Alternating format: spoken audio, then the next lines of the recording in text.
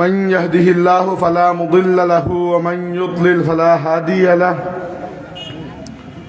وأشهد أن لا إله إلا الله وحده لا شريك له وأشهد أن سيدنا وسندنا ووسيلتنا ومولانا محمدا عبده ورسوله صلوات الله وسلامه عليه وعلى آله وأصحابه أجمعين أما بعد قال الله تبارك وتعالى في كلامه الحكيم أعوذ بالله من الشيطان الرجيم بسم الله الرحمن الرحيم واعلموا أن فيكم رسول الله لو يطيعكم في كثير من الأمر لعنتم ولكن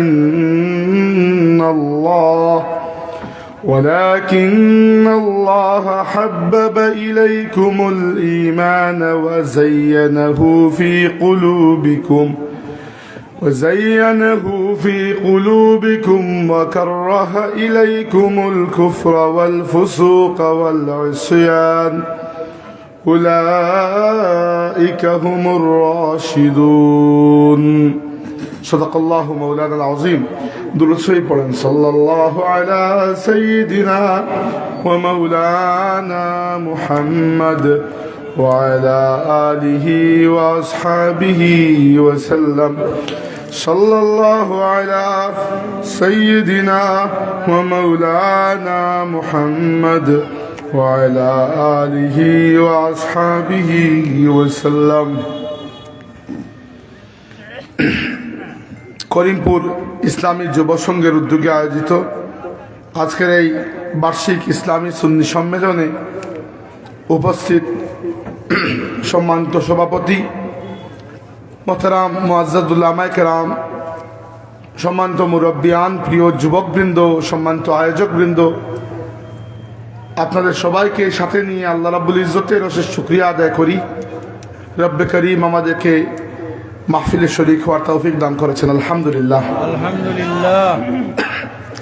আপনাদের এখানে আসার সময় ছিল 8টা, হয়ে গেছে এখন 8:20। বাংলাদেশের রাস্তা, আমার কিছু করার নেই, অতএব এটা আমাকে মাফ করতেই হবে এবং খালি আপনারা মাফ করবেন যে তা নয়, ভবিষ্যতে বাকি যারা সবাই আমাকে অলরেডি মাফ করে দেওয়া উচিত।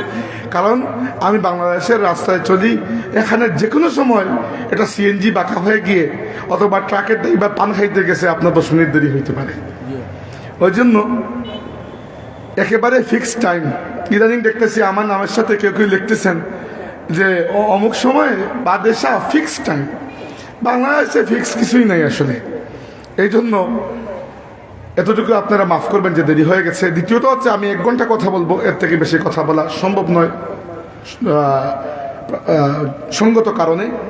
তাই এই 1 ঘন্টা শান্তি মনে সুন্দর করে আরামে বসে আমার কথাগুলো শোনার আরজ করছি আপনাদের কাছে। মিছিল দেওয়ার দরকার হবে না, কিচ্ছু দরকার নেই, খালি আমি আরামসে বলবো, আপনারা আরামসে শুনবেন এবং এই নিয়তে আমরা বলবো এবং শুনবো যেন আল্লাহ রাব্বুল আলামিন এগুলোর প্রতি আমাদেরকে আমল করার তৌফিক দান করুন, আমিন। সম্মানিত হাজিরিন, আজকে আমি যে আয়াত তিলাওয়াত করে শুরু করেছি, আল্লাহ রাব্বে কারীম সেই আয়াতের মধ্যে আমাদেরকে জানিয়েছেন ওয়া'লামু আন্না ফীকুম রাসূলুল্লাহ, জেনে রাখো তোমাদের মধ্যে যিনি আছেন তিনি আল্লাহর রাসূল। এই একটা কথা, খুব স্বাভাবিক কথা, কিন্তু এর গুরুত্ব অনেক বেশি। সাহাবীদেরকে আল্লাহ বলছেন তোমাদের মধ্যে যিনি আছেন ইনি তোমাদের বরাবর কেউ নয়। ওয়া'লামু আন্না ফীকুম রাসূলুল্লাহ, তোমাদের সামনে যিনি আছেন, তোমাদের মধ্যে যিনি অবস্থান করছেন, চোখের দেখায় তোমরা তাকে আব্দুল্লাহর পুত্র মুহাম্মদ মনে করছো, কিন্তু শুধু তার এই পরিচয় নয়, তিনি আল্লাহর রাসূল, এটা খেয়াল রাখবে। এরপরে লাউ ইউতিউকুম ফি কাসীরিন মিনাল আমরি লাআনিতুম, তোমরা যদি তোমাদের কথাগুলো তাকে সব সময় শোনাতে যাও, মানাতে যাও, তার কথা না শুনে তোমরা যদি তোমাদের মতামত তার উপর চাপিয়ে দিতে চাও, লাআনিতুম, তোমরা বরবাদ হয়ে যাবে। তাই যে আল্লাহ রাব্বুল আলামিন, যদি আমি বলি যে এখানে আমাদেরকে বা সাহাবায়ে কেরামকে পর্যন্ত আল্লাহ তাবারাকা ওয়া তাআলা খুব শক্তভাবে সতর্ক করছেন যে যখন রাসূল তোমাদের সামনে উপস্থিত আছেন, তোমাদের কাজ হচ্ছে রাসূলের কথা শোনা, রাসূলকে তোমাদের কথা শোনানো নয়। এই বিষয়টা শুধু সাহাবা কেরামের জন্য নয়, বরং কিয়ামত পর্যন্ত আমাদের সবার জন্য প্রয়োজন হচ্ছে দ্বীনি ক্ষেত্রে আমাদের যে রাহনুমা, যে রাহবার, যার ব্যাপারে গ্যারান্টি শুধু আমি নয়, আপনি নয়, সাহাবীরা নয়, আল্লাহ তাবারাকা ওয়া তাআলা দিয়েছেন। তিনি হচ্ছেন আমাদের নবী, তাজদারে কাউনাইন, ইমামুল আম্বিয়া, আল মুস্তাফা ওয়াল মুজতাবা, মুহাম্মাদুর রাসূলুল্লাহ সাল্লাল্লাহু আলাইহি ওয়াসাল্লাম। অতএব আমাদের দ্বীন, আমাদের শরীয়ত সব কিছু ওই নূর থেকে নেওয়া, ওই উৎস ব্যতীত ইসলামের অন্য কোনো উৎস আমাদের কাছে নাই। এবার এটি কি জন্য বললাম? আল্লাহর রাসূল সাল্লাল্লাহু আলাইহি ওয়াসাল্লাম তার জীবনে আমাদেরকে এত বেশি বিষয় শিখিয়েছেন যে আল্লাহর নবী সাল্লাল্লাহু আলাইহি ওয়াসাল্লাম আকাইদ থেকে শুরু করে, ইবাদত থেকে শুরু করে, মানুষের ব্যক্তি জীবন, সমাজ, পরিবার, মানুষের অর্থনীতি, ব্যবসা বাণিজ্য, লেনদেন, যুদ্ধ বিগ্রহ, রাজনীতি, অর্থব্যবস্থা, সমাজ সংস্কৃতি, কোনটা কিভাবে চলবে, আল্লাহর হাবিব আমাদেরকে সব কিছু শিখিয়ে গেছেন। এমনকি একবার এক ইহুদি ব্যক্তি সাহাবী সালমান ফারসি রাদিয়াল্লাহু আনহুকে টিটকারি করে বলল যে তোমাদের নবী দেখি তোমাদেরকে সবই শিখিয়ে দেন। এটা একটা ফাজলামু। সে ফাজলামু করে বলেছে যে তোমাদের নবী তোমাদেরকে সবই শিখিয়ে দেন। তিনি বিষয়টাকে উল্টা করে ফেললেন। তিনি বললেন যে এটা আমাদের গর্ব যে আমাদের নবী আমাদেরকে সবকিছু শিখিয়ে দেন। এমনকি আমাদের নবী আমাদেরকে প্রস্রাব করার পরে কিভাবে ইস্তেঞ্জা করতে হয় আল্লাহর নবী আমাদেরকে সেটিও শিখিয়েছেন। সুবহানাল্লাহ। এটি তো লজ্জা নয়, এটি গর্ব আমাদের যে আমাদের নবী আমাদেরকে আনঅ্যাটেন্ডেড রাখেন নাই। আল্লাহর দ্বীনের মধ্যে, দুনিয়াবী জীবন পরিচালনার মধ্যে, দুনিয়ার সব কিছু, যে কোনো বিষয় সম্পর্কে আপনি জান, একটা মূলনীতি হিসাবে কমপক্ষে আল্লাহর নবীর একটা দিক নির্দেশনা আপনি ওই জায়গায় পাবেন। তাই এই আয়াতের আলোকে, এই মূলনীতির আলোকে আমরা আজকে আল্লাহর রাসূলের একটা হাদিস নিয়ে কথা বলবো। আমাদের আজকাল আলোচ্য বিষয় হবে এটা, খাবার পানি, একটা হাদিস। রাসূলুল্লাহ সাল্লাল্লাহু আলাইহি ওয়াসাল্লামের এই হাদিসটি রয়েছে সহিহ মুসলিম কিতাবের মধ্যে এবং সুনানে ইবনে মাজাহ, আরো বিভিন্ন কিতাবের মধ্যে। আমাদের দৈনন্দিন জীবনে কোনো কাজ করার নিয়ত করলে, অথবা কখনো কোনো একটা বড় টার্গেট সামনে রেখে আমরা যদি এগুতে চাই, কোন কোন পদক্ষেপ নিয়ে এগুবো, কিভাবে আমাদের জীবনের কাজগুলোকে বাস্তবায়ন করব, আল্লাহর রাসূল আমাদেরকে এই হাদিসের মধ্যে সেটি শিখিয়ে দিয়েছেন। আমি এটাকে বলেছি যে 5 স্টেপস অফ ম্যানেজমেন্ট, ব্যবস্থাপনার 5টি ধাপ। ম্যানেজমেন্টের উপর আমরা অনেক কোর্স করি যে অফিস কিভাবে ম্যানেজ করতে হয়, ব্যবসা কিভাবে ম্যানেজ করতে হয়। আল্লাহর রাসূল আমাদেরকে ম্যানেজমেন্ট শিখিয়ে গেছেন। প্রথমত হাদিসের অংশ পরে পরে আমি আপনাদের সামনে আলোচনা করব। রাসূলুল্লাহ সাল্লাল্লাহু আলাইহি ওয়াসাল্লাম বলেছেন, প্রথমত শুনুন, আল মুমিনুল কাওয়িয়্যু খায়রুন ওয়া আহাব্বু ইলাল্লাহি মিনাল মুমিনিদ দাঈফ ওয়া ফি কুল্লিন খায়র। আল্লাহর নবী সাল্লাল্লাহু আলাইহি ওয়াসাল্লাম বলেছেন, প্রথম কথা হচ্ছে একজন দুর্বল মুমিনের চাইতে একজন শক্তিশালী মুমিন আল্লাহর কাছে প্রিয় এবং অধিক পছন্দনীয়। সুবহানাল্লাহ। ওয়া ফি কুল্লিন খায়র, তবে সবল হোক দুর্বল হোক, প্রত্যেক মুমিনের মধ্যে আল্লাহ কিছু কল্যাণ রেখেছেন। কি বুঝলাম? বুঝলাম এটা যে আল্লাহ তাবারাকা ওয়া তাআলার কাছে মুমিনের দাম শক্তির উপর, মুমিনের দাম ইমানের উপর, তার দৃঢ়তার উপর, মুমিনের দাম ইসলামের উপর, তার মজবুতির উপর। একজন মানুষের ইমান যদি এত নড়বড়া হয় যে এখান থেকে ওইখানে যাইতেই আপনার ইমান নড়ে যায়, আর একটা ঘটনা হইল জীবনে ইমান নড়ে যায়। একজনকে পেলাম, আল্লাহর কাছে দোয়া করেছিলেন দুনিয়াবি একটা বিষয় পাওয়ার জন্য, আল্লাহ দেন নাই, তিনি ইমান হারা হয়ে গেছেন। যদি আপনার ঈমান এত দুর্বল থাকে, দরকার নাই আপনার ইসলামের। আল্লাহ নবী কি বলেছেন? আল মুমিনুল কাউইয়্যু খায়রুন ওয়া আহাব্বু ইলাল্লাহি মিনাল মুমিনিদ দাঈফ। দুর্বল মুমিনের চাইতে সবল মুমিন আল্লাহর কাছে পছন্দনীয়। এবার আমাকে বলুন, এই অংশের ব্যাখ্যা যদি আমি এভাবে করি যে প্রত্যেকটা মানুষের মধ্যে আল্লাহ কিছু পটেনশিয়াল, কিছু যোগ্যতা রেখেছেন। আমাদের প্রয়োজন হচ্ছে আমাদের নিজের শক্তিকে পরিচয় করা। আমাকে বলুন, প্রত্যেক মানুষ কি একটা ক্ষেত্রে পারদর্শী হতে পারবে? না। আপনি যদি দ্বীনের খেদমত করেন, ইসলামের খেদমত, অথবা আপনি যদি রুজি রুটি তালাশে যান, প্রত্যেকটা জায়গায় দেখবেন প্রত্যেকটা মানুষের চিন্তা চেতনা এবং যোগ্যতা আলাদা। দুনিয়াবী ক্ষেত্রে দেখুন, কেউ লেখাপড়ায় খুব ভালো হয়, কেউ আবার লেখাপড়া এত ভালো হয় না, কিন্তু চলনসই বুদ্ধি তার খুব বেশি। কারোর মধ্যে বিজনেস সেন্স থাকে, কিন্তু কেউ অনেক শিক্ষিত, কিন্তু আপনি 1 লক্ষ টাকা তাকে দিলে ব্যবসায় খাটানোর জন্য, লস ছাড়া লাভ করতে পারবে না, কারণ বিজনেস সেন্স নাই। কেউ সারাদিন অফিসের মধ্যে বসে বসে খটর খটর কম্পিউটার করতে পারে, কারো বিরক্ত লাগবে, এই কাজ সে করতে পারবে না, সে অন্য কোনো চ্যালেঞ্জিং কাজ করতে পারবে। এভাবে দ্বীনী খেদমতের মধ্যে দেখুন, আল্লাহর নবীর সাহাবীরা সবাই কিন্তু এক কাজে পারদর্শী ছিলেন না। আল্লাহর রাসূল প্রত্যেক ফুলকে তার নিজের রং এবং সুগন্ধি অনুযায়ী কাজে লাগিয়েছেন। আল্লাহর রাসূলের বাগানে সব ধরনের গোলাপ ছিল, গোলাপের মধ্যেও বিভিন্ন কালার আছে। এমনকি পৃথিবীতে রেয়ার একটা কালারের গোলাপ আছে, সেটা হচ্ছে কালো গোলাপ, জাপানে পাওয়া যায়। গোলাপি রঙের গোলাপ আপনারা দেখেছেন, আমি হলুদ রঙের, সাদা রঙের, লাল রঙের, আরো কোন রঙের গোলাপও দেখেছি। এটা গোলাপের বাগানে গিয়েছিলাম সৌদি আরবের দক্ষিণ দিকে ওইটা এলাকায়, তো নানা রঙের গোলাপ আছে। আমাকে বলুন, কোন গোলাপ থেকে কোন গোলাপের মর্যাদা কি কম নাকি? কিন্তু রং আলাদা। এভাবে আমাদের জীবনে প্রত্যেকটা মানুষের যোগ্যতার পার্থক্য আছে, কিন্তু আল্লাহ নবী কি বলেছেন? ওয়াফি কুল্লিন খাইর, প্রত্যেক মুমিনের মধ্যে আল্লাহ কোনো না কোনো কল্যাণ রেখেছেন। আপনার আমার দায়িত্ব হচ্ছে আমাদের জীবনের এই শক্তিকে খুঁজে বের করা। একটা উদাহরণ দিলে বুঝতে পারবেন। উদাহরণ কি?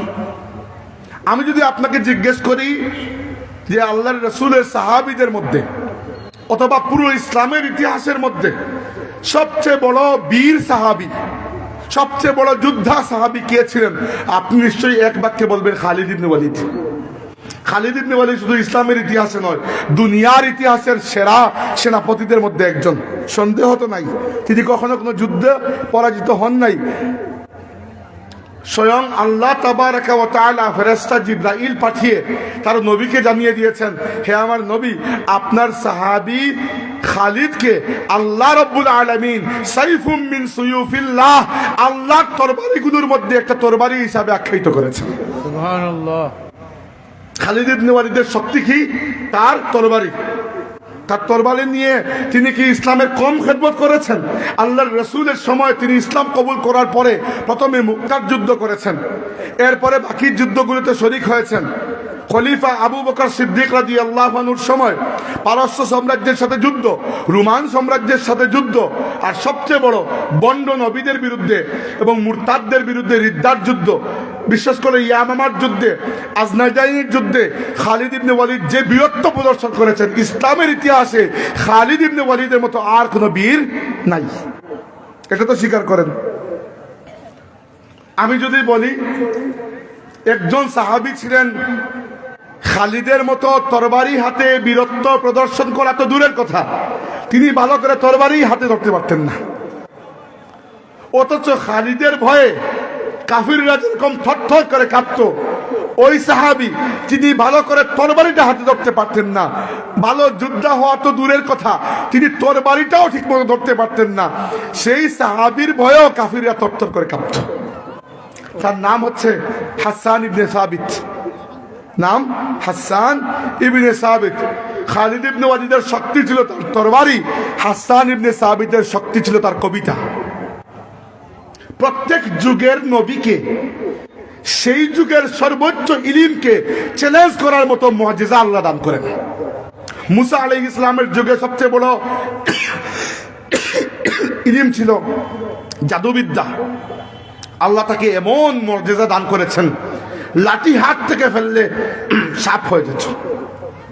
ফেরাউনের দরবারে ফেরাউনের জাদুকররা যখন হাত থেকে দড়ি দিয়ে সাপ বানিয়ে মানুষকে দান্দা লাগিয়েছে, মুসা আলাইহিস ইসলামকে আল্লাহ কি বলেছেন যে তোমার লাঠি ফেলে দেখো, তোমার লাঠির তুড়ে এদের সাপের এদের ওই জাদুর কোনো ভ্যালু থাকবে না। মুসা আলাইহিস ইসলাম লাঠি ফেলেছেন, ওই লাঠি সাপ হয়ে জাদুকরদের সব সাপগুলোকে গিলে খেয়েছে। নবী ঈসা আলাইহিস ইসলামের যুগে সবচেয়ে বড় ইলম ছিল চিকিৎসা বিদ্যা। আর নবী ঈসা আলাইহিস ইসলামকে আল্লাহ এমন মুআজিজা দিয়েছেন, ইন্নী আখলুকু মিনাত তৈরি কাহাইআতিত তায়রি ফাআনফুখু ফীহি ফায়াকুনু তায়রান বিইজনিল্লাহ। ঈসা আলাইহিস ইসলাম বলেছেন যে আমার মুআজিজা হচ্ছে আমি মাটির দিয়ে পাখি বানাই, ফু দেই, আল্লাহর হুকুমে জিন্দা হয়ে পাখি উড়ে যায়। কোন ডাক্তার মৃতকে জীবন দিতে পারবে? আরেকটা মুআজিজা কি, ওয়া উহিল মাউতা বিইজনিল্লাহ, আল্লাহর হুকুমে তিনি মুর্দাকে জিন্দা করতে পারতেন। কবরের পাশে গিয়ে যদি বলতেন কুম বিইজনিল্লাহ, কবর থেকে মুর্দা উঠে এসে তাকে সালাম দিয়ে আবার কবরে চলে যেত। আমাদের নবী সাল্লাল্লাহু আলাইহি সাল্লামের সময় সবচেয়ে বড় ইলম ছিল সাহিত্য, কবিতা, কথা শিল্প। এবং সেই যুগে কবিতার মাধ্যমে একে অন্যকে আঘাত করা হতো, কবিতার মাধ্যমে একে অন্যকে ডিফেন্ড করা হতো। আরবদের নানা রকমের কবিতা ছিল, কিছু প্রেমের কবিতা, কিছু বীরত্বের কবিতা, কিছু পূর্বপুরুষের বড়ত্ব বয়ান করার কবিতা। আরবদের একটা বিশেষ কবিতা ছিল, এক ধরনের কবিতা, ওইটাকে বলা হতো আল হিজা। আল হিজা হচ্ছে সেই কবিতা যার মাধ্যমে অন্যকে আঘাত করা হয়, অন্যকে গালিগালাজ, অন্যকে বদনাম করা, অন্যকে অসম্মান করা হয়। হাসান ইবনে সাবিত রাদিয়াল্লাহু আনহু সেই কবিতায় খুব পারদর্শী ছিলেন ইসলাম কবুল করার আগে। কিন্তু যখন তিনি ইসলাম কবুল করেছেন, আল্লাহর নবী সাল্লাল্লাহু আলাইহি ওয়াসাল্লামের সোহবতে হাসানের কবিতার ধার ইসলামের উপর থেকে সরে গিয়ে কাফিরদের মাথার দিকে ফিরে গেছে।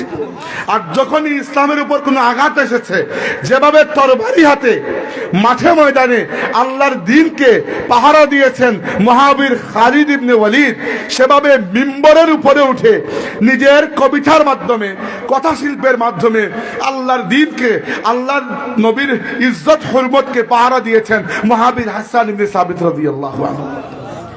তিনি যখন কবিতা পড়তেন ইসলামের পক্ষে কাফিরদেরকে জবাব দিয়ে, আল্লাহর নবী তখন পাশে বসে দোয়া করতেন, আল্লাহুম্মা আইয়িদহু বিরূহিল কুদুস, আল্লাহ হাসানকে তুমি জিবরাইলের মাধ্যমে সাহায্য করো। সুবহানাল্লাহ। হাফিজ ইবনুল কাইয়িম রাহিমাহুল্লাহ এই হাদিসের ব্যাখ্যায় বলেছেন যে এখান থেকে আমরা বুঝতে পারি আজকের দিন পর্যন্ত, কিয়ামত পর্যন্ত আল্লাহর নবী সাল্লাল্লাহু আলাইহি সাল্লামের উপর বা ইসলামের উপর কেউ যদি আঘাত করে আর আপনি যদি এর জবাব দেন, তাহলে আপনাকেও জিবরাইল ফেরেশতা আপনাকে পিছনে দাঁড়িয়ে সাহায্য করবেন। হাসান ইবনে সাবিত রাদিয়াল্লাহু আনহু খালিদ ইবনে ওয়ালিদের চাইতে কম ছিলেন না, তরবারি হাতে নয়, বরং খন্দকের যুদ্ধের সময় হাসান রাদিয়াল্লাহু আনহু আল্লাহর নবী সাল্লাল্লাহু আলাইহি ওয়াসাল্লামকে বলেছেন, ইয়া রাসূলুল্লাহ, আমাকে মহিলাদের সাথে পিছনেই রেখে যান, আমার তরবারি ধরতেই পারি না, আমি ভয় লাগে। এটা তার কাপুরুষতা নয়। কাপুরুষ যদি তিনি হতেন তাহলে কি কাফিরদেরকে এরকম জবাব দিতে পারতেন না।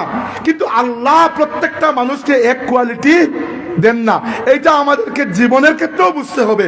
আপনার জীবনের, আপনার ঘরের 3 ভাইয়ের মধ্যে প্রত্যেক ভাইয়ের কোয়ালিটি সেম হবে না, প্রত্যেক ভাই লেখায় পড়ায় সমান হবে না, শরীর স্বাস্থ্যে সমান হবে না, প্রত্যেক ভাইয়ের কাজের ক্ষেত্র আলাদা হবে, হয়তো বাসস্থানও ভবিষ্যতে আলাদা হবে। এর মানে এই নয় যে ভাইদের মধ্যে সম্পর্ক নাই, বরং আল্লাহ প্রত্যেকটা গোলাপকে ভিন্ন ভিন্ন রং দিয়েছে। আপনার জীবনটাকেও আপনি এভাবে যদি চিন্তা করেন, আর হতাশ হবেন না। অমুক বিদেশে চলে গেল, আমি পারলাম না। অমুক ব্যবসা করলো, আমি পারলাম না। অমুক পরীক্ষায় A+ পেয়ে গেল, আমি পারলাম না। বাংলাদেশের মানুষ মাঝে মধ্যে, বাচ্চারা এত ফালতু কাজ করে, পরীক্ষায় A+ পায় না, এই জন্য সুইসাইড করে ফেলেছে। মেয়েদের মধ্যে এগুলোর প্রবণতা একটু বেশিই থাকে। কি জন্য? A+ পরীক্ষার ওই একটা সার্টিফিকেট কি আপনার পুরো জীবন গড়ে দেবে? মানুষের পরিশ্রম, আল্লাইসালিল ইনসানি ইল্লা মা সা, আল্লাহ বলেছেন চেষ্টা ব্যতীত আদম সন্তানের জন্য কিছুই হাসিল হয় না। যে ব্যক্তি চেষ্টা করে আল্লাহ রাব্বুল আলামিন তাকে দ্বীনি ক্ষেত্রে এবং দুনিয়াবি জাগতিক ক্ষেত্রেও আল্লাহ সাহায্য করেন, ওই মানুষটি সফল হয়। তাহলে আমরা ম্যানেজমেন্টের প্রথম জিনিসটা শিখলাম যে no or search your potential, তোমার নিজের যোগ্যতাকে পরিচয় করো, তোমার ফিল্ড কোনটা।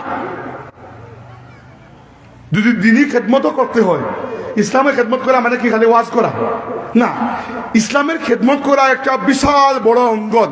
এর মধ্যে কেউ ইমামতি করেন, মসজিদের খতিব হন, কেউ মুয়াজ্জিন হন, কেউ কারি সাহেব হন, কেউ মাদ্রাসার মুহাদ্দিস হন, কেউ মাঠে ময়দানে ওয়াজ করেন, কেউ মিডিয়াতে, কেউ ইসলামী রাজনীতি করেন, কেউ আরো অনেক কিছু করেন।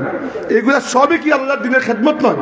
কেউ আবার সামাজিক কর্ম করেন, কারো ঘর বানিয়ে দেন, কারো ডিপ টিউবওয়েল করে দেন, গিঠে দেন, কারো জীবন উপকরণের ব্যবস্থা করে দেন, একজন মানুষের খাওয়ার পয়সা নাই, তাকে একটা রিক্সা জোগাড় করে দেন। এগুলা কি আল্লাহর দ্বীনের খেদমত নয়? তো আল্লাহর দ্বীনের খেদমত মানে খালি ওয়াজ করা নয়। হ্যাঁ, ওয়াইজ একটু পপুলার হয়, এটা ঠিক আছে, তাই না? যেমন কত আলিম, বাকি বাইরের বাদ দিলাম, ফুলতুলি সাহেব রহমতুল্লাহ আলাইহির এই কাফেলার মধ্যে কত বড় বড় আলিম রয়েছেন যাদের পায়ের সামনে বসে পড়ার যোগ্যতা আমার হয় নাই, কিন্তু আমি হয়ে গেছি বাইরে, কিছু করার নাই, এখন মিডিয়ার যুগ হয়ে গেছি। কিন্তু এর মানে এই নয় যে আমি খুব বড় আলিম। অনেক বড় বড় আলিম আছেন যাদের সামনে আমি কিছুই নয়। তাই বলে কি তাদের খেদমত নয়? তাদের খেদমত তো আরো বড় খেদমত। আপনারা একবার চিন্তা করে দেখুন, ফুলতুলি সাহেবুল্লাহ রহমতুল্লাহ আলাইহির দারুল কিরাত, আল্লাহর দ্বীনের কত বড় খেদমত ছিল। তিনি দারুল কিরাতে ইলমে কিরাতের খেদমত করেছেন। কেউ আবার 40 বছর, 50 বছর, 60 বছর আল্লাহর নবীর হাদিসের খেদমত করেছেন। ইমাম আবু হানিফা রহমতুল্লাহ আলাইহি তিনি হাদিস বর্ণনা করার চাইতে ওই হাদিসের উপর গবেষণা করে মাসলা মাসাইল ইস্তেমবাদ করতে বেশি আগ্রহী ছিলেন। এই জন্য আল্লাহ তাকে ইমামে আজম, ইলমে ফিকহ, ইলমে শরীয়তের ইমামে আজম বানিয়ে দিয়েছেন। আর ওদিকে ইমাম গাজালি রহমতুল্লাহ আলাইহি হাদিস গবেষণার চাইতে হাদিস সংকলনে বেশি আগ্রহী ছিলেন। তাই আল্লাহ তাকে আমিরুল মুমিনিন ফিল হাদিস, হাদিসের জগতের শ্রেষ্ঠ মুহাদ্দিস বানিয়ে দিয়েছেন। তাই ইমাম বুখারী চাইলেই ইমাম আবু হানিফা হতে পারতেন না, আর ইমাম আবু হানিফা চাইলেই ইমাম বুখারী হতে পারতেন না। আল্লাহ প্রত্যেককে দিয়ে আলাদা আলাদা খেদমত আদায় করে দেন। আমরা প্রথম কি শিখলাম এই হাদিস থেকে? যে আল্লাহর নবী বলেছেন, আল মুমিনুল কাওয়িয়্যু খায়রুন ওয়া আহাব্বু ইলাল্লাহি মিনাল মুমিনিদ দাঈফ ওয়া ফি কুল্লিন খায়র। একজন দুর্বল মুমিনের চাইতে একজন সবল মুমিন আল্লাহর কাছে প্রিয় নাকি অপ্রিয়? প্রিয়। তাই প্রত্যেকেই সবলতা অর্জন করার চেষ্টা করবেন। আমার তরুণ ভাইদেরকে না লাগবে না, আমার তরুণ ভাইদেরকে আমি উদ্দেশ্য করে বলছি, জীবনের আল্লাহ যদি হায়াত দেন, দীর্ঘ সময় সামনে পড়ে আছে, এখন থেকে ফিক্স করুন জীবনে কি করবেন এবং দ্রুত সেটি করার চেষ্টা করুন। হায়াত ধীরে ধীরে কমে যাচ্ছে। যদি আপনি দিদি খেদমত করতে চান, এমন ভাবে করবেন যেন আপনি যুগের ইমাম বুখারী হতে পারেন। টার্গেটটা এভাবে রাখবেন যে আমি যেন যুগের আবু হানিফা হতে পারি। এমনিতে খালি টাইটেল লাগিয়ে দেবেন না যে যুগের আবু হানিফা, আসলেই যুগের যেন আবু হানিফা হতে পারেন। এবং যারা আল্লাহর দ্বীনের খেদমত করতে চান, একটা বড় টার্গেট সামনে রাখবেন যে আমি হব ভবিষ্যতের ফুলতুলি সাহেব। এটা টার্গেট রাখবেন, ছোট টার্গেট রাখবেন না। দুর্বল মুমিন এমন মুমিন যে মুমিন সিচুয়েশন পরিবর্তন হইলে ইমান পরিবর্তন হয়ে যায়, ওই টাইপের মুমিনের ভ্যালু আল্লাহর কাছে কম, বরং সেই মুমিনের দাম বেশি যে অনেক ঝড় ঝাপটা, বালা মুসিবত, ইমতিহান, ইবতিলা, ফিতনা, পরীক্ষার মধ্যেও তার ইমানকে বহাল রাখতে পারে। আর এর থেকে আমাদের দৈনন্দিন জীবনেরও শিক্ষা আছে। আমি একটা টার্গেট করলাম যে জীবনে এটা হাসিল করব, হালাল জিনিস, সামনে গিয়ে একটু মুসিবত আসলো, আমি ফিরে আসলাম। হুসাইন রাদিয়াল্লাহু আনহু যখন মদিনা শরীফ থেকে বের হলেন, ইরাকের কুফায় যাবেন, রাস্তায় খবর আসলো যে কুফার মানুষ আপনাকে যেভাবে সাহায্য করবে বলেছে সেভাবে সাহায্য করার সম্ভাবনা নাই, এটা পেছনে সরে যাবে। আপনার চাচাতো ভাই মুসলিম ইবনে আকিলকে কুফার মানুষ সহযোগিতা করতে পারে নাই, এজিদের বাহিনী তাকে অলরেডি হত্যা করেছে। অতএব আপনি পরিবার পরিজন নিয়ে যাবেন না। তখন হুসাইন রাদিয়াল্লাহু আনহু কি করেছেন, একবার আগে একবার পিছে। হুসাইন বলেছেন, ইন্নী আস্তাখিরুকাল্লাহ ফানজুর মা তাকুন, আমি ইস্তিখারা করেছি আল্লাহর সাথে, এবার যা হবে দেখা যাবে। জীবনে যেটা টার্গেট করবেন, টার্গেটের পেছনে ছুটবেন। অতএব সবচেয়ে জরুরি হচ্ছে নিজের শক্তিকে পরিচয় করা, দিনী এবং দুনিয়াবি উভয় ক্ষেত্রে। দিনী এবং এমনকি ইবাদত বন্দেগীর ক্ষেত্রেও সব মানুষের মিজাজ সেম হয় না। আপনি অনেক মানুষকে দেখবেন যে খুব বেশি নফল নামাজ আদায় করেন, আরো কাউকে দেখবেন খুব বেশি রোজার দিকে খুব বেশি তার যুগ, প্রচুর নফল রোজা রাখেন। এমন মানুষকে পাবেন যিনি কোরআন শরীফ অধিক তিলাওয়াত করেন, যদিও নফল রোজা এত বেশি রাখেন না, কিন্তু কোরআন অধিক তিলাওয়াত করেন। পাবেন না এরকম? কারণ এগুলো মিজাজের উপরে ডিপেন্ড করে আপনার জীবনের দিনী এবং দুনিয়াবি। আর দিনী দুনিয়াবির মধ্যে কোনো পার্থক্য নাই, ইসলামের সবই দিনী। তাই আপনার জাগতিক জীবনের ব্যাপারে হোক অথবা দিনের খেদমতের ব্যাপারে হোক, আপনি সবলতা অর্জন করতে হবে। দুর্বল মেনমেনা গরুর কোনো দাম নাই। আর মেনমেন করে দুনিয়াতে কোনো পরিবর্তনও আসে না। দুনিয়াতে পরিবর্তন আসে খালিদ ইবনে ওয়ালিদের তরবারির মাধ্যমে, হাসান ইবনে সাবিদের কসিদার মাধ্যমে। এরপরে প্রথম শিখলাম আমরা নিজের শক্তিকে পরিচয় করতে হবে। বলেছিলাম 5 পয়েন্টস অফ ম্যানেজমেন্ট, ব্যবস্থাপনার 5টা পয়েন্ট। প্রথম পয়েন্ট কি? নিজের শক্তিকে পরিচয় করতে হবে। 2 নম্বর, আল্লাহ নবী সাল্লাল্লাহু আলাইহি ওয়াসাল্লাম বলেছেন, ইহরিস আলা মা ইয়ানফাউক, যে বিষয়টি তোমাকে কল্যাণ দেবে সেই বিষয়টি হাসিল করার জন্য সর্বোচ্চ চেষ্টা করো। ঘরে বসে থাকলে দুনিয়াতে কিছুই হাসিল হয় না ভাইয়েরা। এখানে একটা নুকতা আপনাদেরকে বোঝাচ্ছি, একটু গভীর খেয়াল করে শুনবেন। আল্লাহর কাছে আমরা সাহায্য চাই, চাই না? সাহায্য কয় ধরনের হতে পারে? 2 ধরনের। এক ধরনের সাহায্য হচ্ছে নুসরা, আরেক ধরনের সাহায্য হচ্ছে ইস্তিআনা। নুসরা হচ্ছে কোনো কিছু না করে আল্লাহর কাছে সাহায্য চাওয়া। এটাও মাঝে মধ্যে কাছে লাগে। যেমন ধরেন আপনি সাগরের মধ্যে, আল্লাহ মাফ করুক, যাচ্ছেন, জাহাজ অ্যাক্সিডেন্ট হয়েছে, ওই সাগরের পানির মধ্যে আপনার কিছু করার আছে? যত সাঁতার কাটবেন আরো ডুববেন, শরীর থেকে শক্তি নিঃশেষ হবে, পরে হাইড্রোফোবিয়া না কি জানি হবে, মারা যাবে। হাইপোথার্মিয়া, হাইড্রোফোবিয়া বলতেছে। যাই হোক, তো ওই সময় আপনার কিছু করার নাই। আরেকটা হচ্ছে ইস্তিআনা। ইস্তিআনা মানে হচ্ছে আপনি পদক্ষেপ নিলেন, এরপরে আল্লাহর কাছে সাহায্য চাইলেন। এটা হচ্ছে সুন্নত। এই জন্য আমরা আল্লাহকে কি বলি? ইয়াকা নাবুদু ওয়া ইয়াকা নাস্তাঈন, আমরা তোমারই ইবাদত করি এবং তোমারই কাছে সাহায্য চাই। এখানে দেখেন আল্লাহ নুসরা শব্দ ব্যবহার করেন নাই, ইস্তিআনা ব্যবহার করেছেন। ইয়াকা নাস্তাঈন, আমরা তোমার কাছে সাহায্য চাই। ইস্তিআনা কি ধরনের সাহায্য? একটা উদাহরণ দেই। বদরের যুদ্ধে রাসূল আকরাম সাল্লাল্লাহু আলাইহি ওয়াসাল্লাম মদিনা তাইয়্যিবা থেকে সাহাবী নিয়ে বেরিয়েছেন 313 জন। উদ্দেশ্য প্রথমে যুদ্ধ ছিল না, প্রথমে ছিল আবু সুফিয়ানের কাফেলাকে আটকানো। এরা অন্য পথে চলে গেছে, আর খবর পেয়ে মক্কা শরীফ থেকে আবু জাহেলের নেতৃত্বে 1000-এর মতো সৈন্যবাহিনী সজ্জিত কাফিরদের যুদ্ধ কাফেলা এসে উপস্থিত বদরের প্রান্তরে। রাসূলুল্লাহ সাল্লাল্লাহু আলাইহি ওয়াসাল্লাম সাহাবীদেরকে নিয়ে উপস্থিত হয়েছেন এবং উপস্থিত হওয়ার পরে প্রথমে পরামর্শ নিয়েছে সাহাবীদের কাছ থেকে। হ্যাঁ আমার সাহাবীরা, কি করব বলো? আশিরু আলাইয়া আইয়ুহান নাস, হে মানুষেরা আমাকে পরামর্শ দাও। আবু বকর রাদিয়াল্লাহু আনহু দাঁড়িয়ে বলেছেন, ইয়া রাসূলুল্লাহ, আল্লাহ আপনাকে যে কাজ করতে বলেছেন, আপনি যেটা করতে চান করেন, সর্বদা আমরা আপনার পেছনে আছি। আল্লাহ নবী বলছেন বসো।